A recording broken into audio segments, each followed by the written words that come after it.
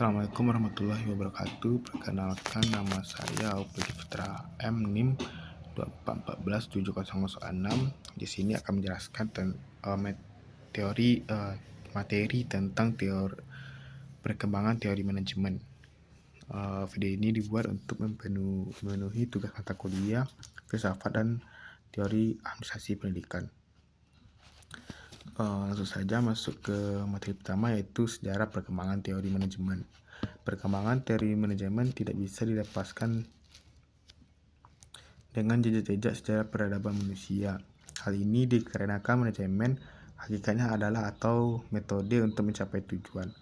Tujuan organisasi itu terwujud dengan karya-karya monumental seperti bangunan dan teknologi yang dimudahkan hidup manusia. Perkembangan teori manajemen tidak terlepas dari keadaan peradaban manusia. Teori manajemen selalu mengabdi kepada cita-cita bagaimana manusia itu bisa hidup di muka bumi ini dengan lebih baik, lebih mudah, lebih aman, dan lebih sejahtera. Oleh karena itu, perkembangan teori manajemen senantiasa merupakan cerminan dari perkembangan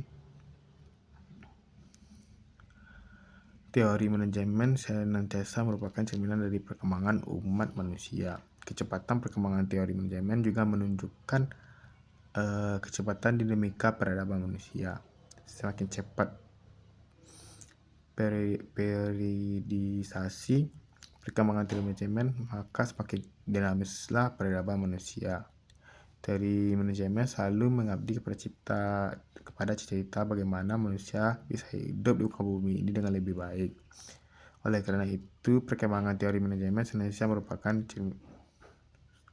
suatu teori adalah suatu kerangka kerja konseptual untuk mengatur pengetahuan dan menyediakan suatu cetak biru untuk tindakan. Perkembangan teori manajemen tidak terlepas dari keadaan peradaban manusia.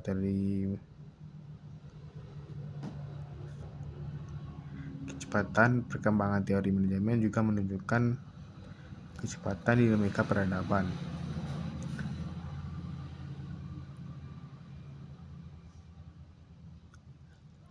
Secara umum, perkembangan teori dibagi menjadi 4, yaitu ada aliran klasik, aliran hubungan manusiawi, manajemen modern, dan perkembangan manajemen di masa depan. Yang pertama yaitu teori manajemen klasik. Artinya, manajemen klasik merupakan aliran pemikiran tertua yang paling banyak diterima di kalangan praktisi manajemen, yang lazim disebut dengan gerakan manajemen klasik. Akhirnya teori ini berkaitan dengan revolusi industri di mana orang-orang disatukan untuk bekerja di pabrik sebagai lawan dari sistem kerajinan tangan, di mana orang bekerja di toko kecil atau rumah.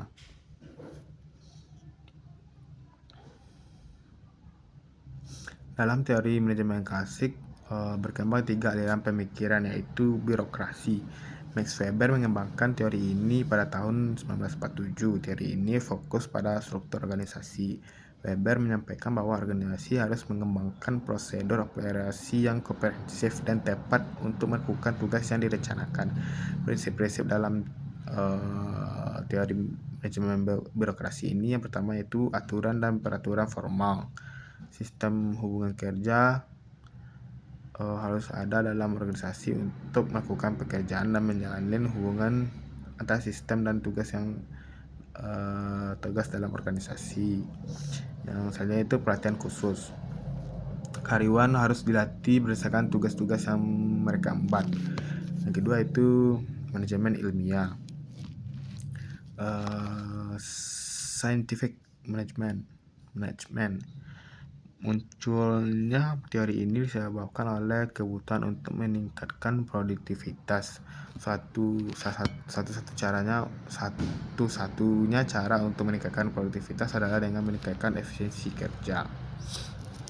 Maka dari itu Frederick Taylor mempunyai filosofi yang terdiri dari 4 prinsip. Yang pertama itu perkembangan manajemen ilmiah secara benar.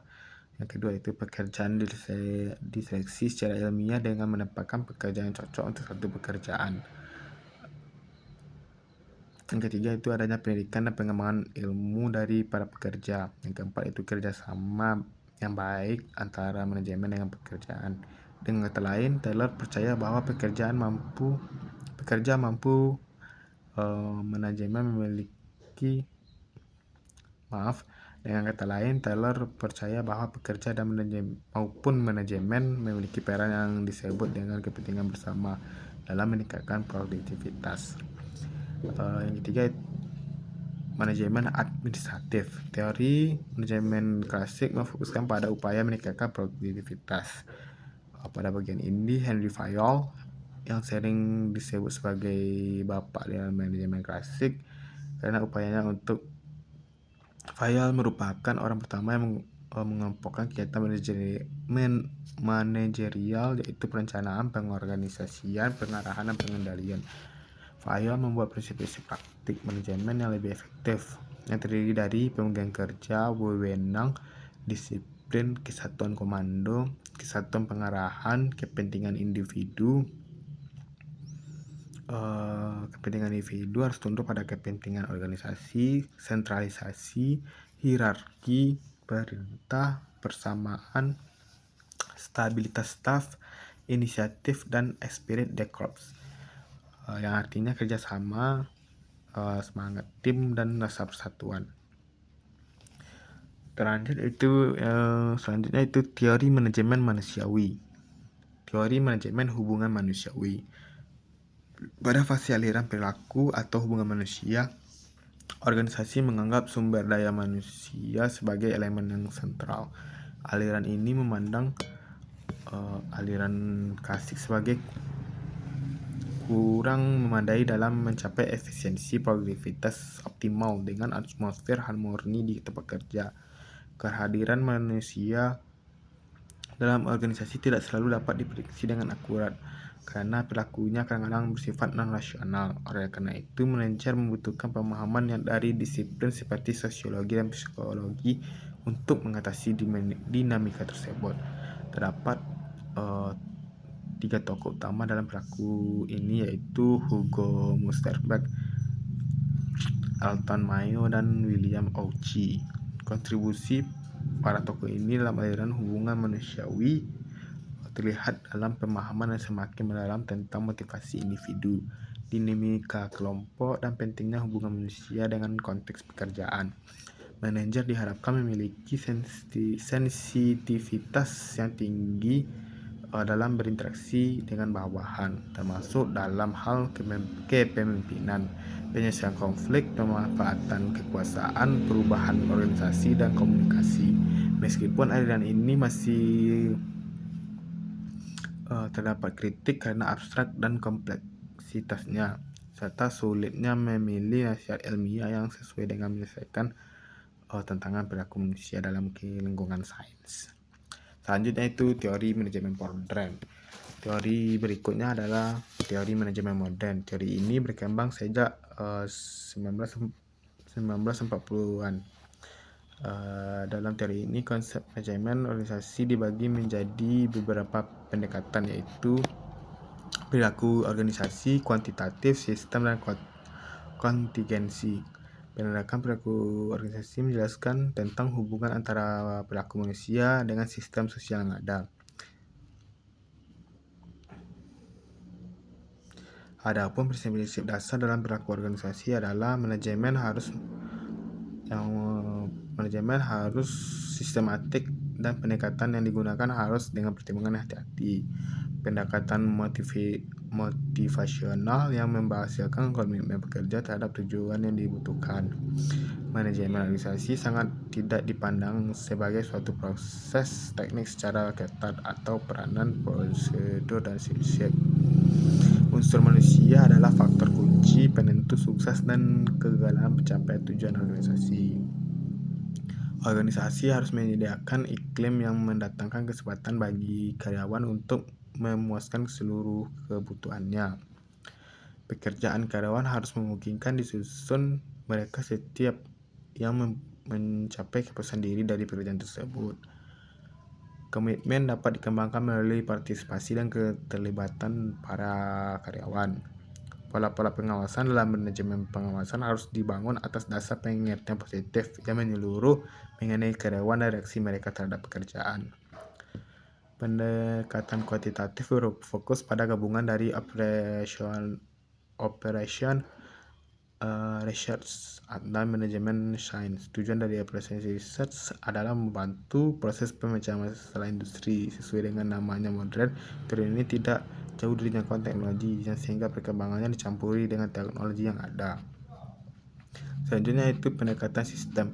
Pendekatan sistem ini memandang organisasi sebagai satu kesatuan yang terdiri dari beberapa bagian dan saling berinteraksi untuk mencapai tujuan bersama. Pendekatan sistem mengarahkan manajer memandang organisasi sebagai suatu keseluruhan dan sekaligus sebagai bagian dari lingkungan eksternal yang lebih luas. Ini berarti bahwa segala sesuatu dalam manajemen adalah hal yang saling berhubungan dan saling ketergantungan. Pendekatan sistem manajemen meliputi sistem umum dan sistem khusus serta analisis tertutup dan terbuka. Pendekatan sistem umum meliputi konsep-konsep organisasi formal dan teknis serta filosofis dan sosio-psikologis. Analisis sistem manajemen khusus meliputi struktur organisasi, desain pekerjaan, akuntansi, sistem informasi dan mekanisme perencanaan serta pengawasan. Kemudian analisis tertutup mengarah pada sistem yang tidak dipengaruhi dengan adanya interaksi lingkungan eksternal, sedangkan sistem terbuka menjelaskan adanya sistem yang berinteraksi dengan lingkungan eksternal. Yang terakhir yaitu pendekatan kontingensi. Pendekatan ini dikembangkan oleh para manajer, konsultan, dan peneliti dalam rangka menerapkan konsep-konsep berbagai aliran manajemen dalam kehidupan sehari-hari. Dalam pendekatan ini, manajer ditugaskan untuk mengidentifikasi teknik yang sesuai dengan situasi yang ada guna mencapai tujuan bersama.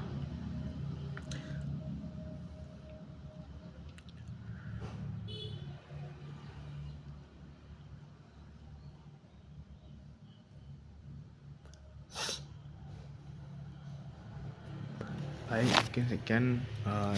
Terima kasih. Assalamualaikum warahmatullahi wabarakatuh.